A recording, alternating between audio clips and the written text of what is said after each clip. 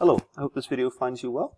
We're going to work through this question I asked my students to do called reverseWordA, and the method takes a string and returns a string in reverse. So we have here reverseWordA, it takes a string and it returns a string.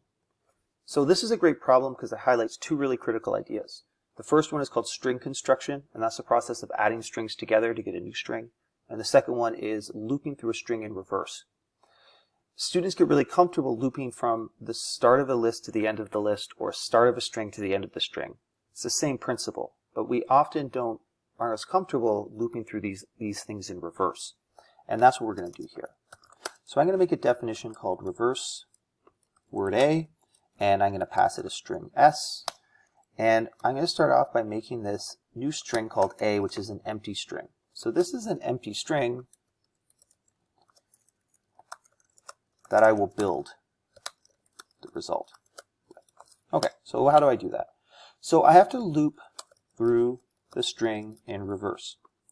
And Python, Python's great in so many ways, but this loop is just such a pain, to be honest, because to me, it isn't obvious for a beginning programmer.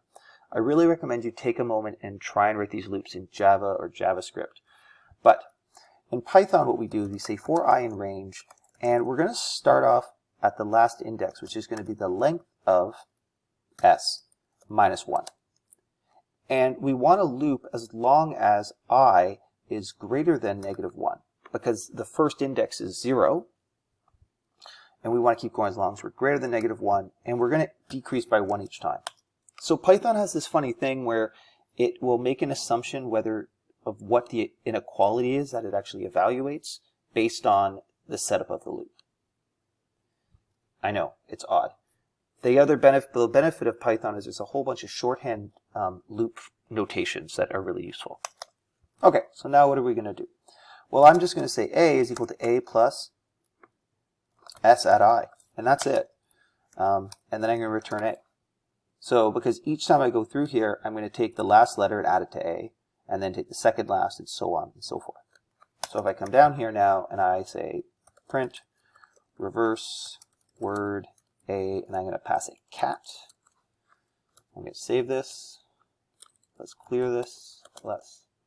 There's our reverseWordA, Python 3 reverseWordA.py, and there it is, tac.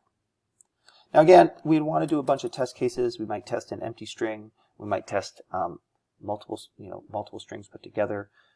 Again, I want you guys to be thinking about choosing a variety of test cases that test different situations. Hope that helped. Have a great day.